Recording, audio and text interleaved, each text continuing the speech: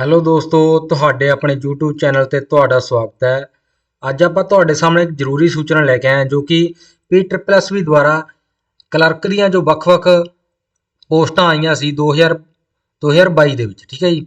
ਉਹਦਾ ਜੋ typing test ਹੈਗਾ, ਉਹ ਵੱਖ-ਵੱਖ ਪੋਸਟਾਂ ਦੇ ਉਹਨਾਂ ਨੇ ਮਿਤੀ ਉਹਨਾਂ ਦੀ ਜਾਰੀ ਕੀਤੀ ਹੈ ਕਿ ਵੀ ਇੰਨੀ ਤਰੀਕ ਨੂੰ ਜੋ ਟਾਈਪਿੰਗ ਟੈਸਟ ਹੋਣਾ ਗਾ ਵੱਖ-ਵੱਖ ਇਸ਼ਤਿਹਾਰਾਂ ਦਾ, ਉਹ ਤੁਹਾਨੂੰ ਦਿਖਾਵਾਂਗੇ ਜੀ ਅੱਜ ਕਿ ਕਿਹੜੇ-ਕਿਹੜੇ ਜਾਰੀ ਕੀਤੇ ਨੇ। ਦੇਖੋ ਜੀ, ਜੋ ਨੋਟਿਸ ਹੈ ਦਿਖਾਉਣੇ ਆ।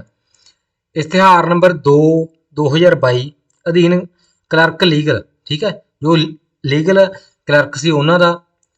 ਇਸ਼ਤਿਹਾਰ ਨੰਬਰ 3 2022 ਅਧੀਨ ਕਲਰਕ ਕਮ ਡਾਟਾ ਐਂਟਰੀ ਆਪਰੇਟਰ, ਅਤੇ ਇਸ਼ਤਿਹਾਰ ਨੰਬਰ 15 2022 ਦਾ ਅਧੀਨ ਕਲਰਕ IT ਤੇ ਕਲਰਕ ਲੇਖਾ ਯਾਨੀ ਕਿ ਕਲਰਕ ਅਕਾਊਂਟਸ ਦੀਆਂ ਅਸਾਮੀਆਂ ਲਈ ਅੰਗਰੇਜ਼ੀ ਅਤੇ ਪੰਜਾਬੀ ਟਾਈਪ ਟੈਸਟ ਦੀ ਪ੍ਰੀਖਿਆ ਮਿਤੀ 29 ਅਗਸਤ ਤੋਂ ਲੈ ਕੇ 4 ਸਤੰਬਰ ਤੱਕ ਜ਼ੀਰਕਪੁਰ ਮੋਹਾਲੀ ਵਿਖੇ ਲਈ ਜਾਵੇਗੀ, ਠੀਕ ਹੈ ਜੀ।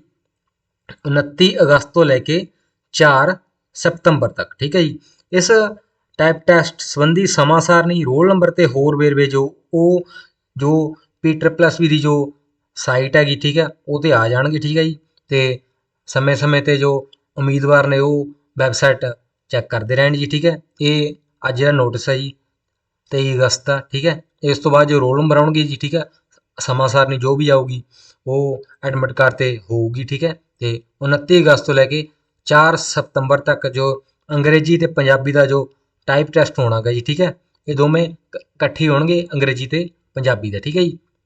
ਤੇ ਇਸ਼ਤਿਹਾਰ ਨੰਬਰ 2 2022 ਦਾ, 3 2022 ਦਾ ਤੇ 15 2022 ਦਾ, ਠੀਕ ਹੈ ਜੀ। ਇਹਦੇ ਵਿੱਚ ਅਲੱਗ-ਅਲੱਗ ਜੋ ਪੋਸਟਾਂ ਨੇ ਕਲਰਕ ਦੀਆਂ ਪੋਸਟਾਂ ਨੇ ਸਭ, ਠੀਕ ਹੈ ਜੀ।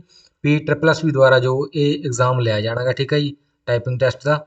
ਤੇ ਸਾਰੇ ਕੈਂਡੀਡੇਟ ਨੋਟ ਕਰ ਲੈਣ। ਧੰਨਵਾਦ।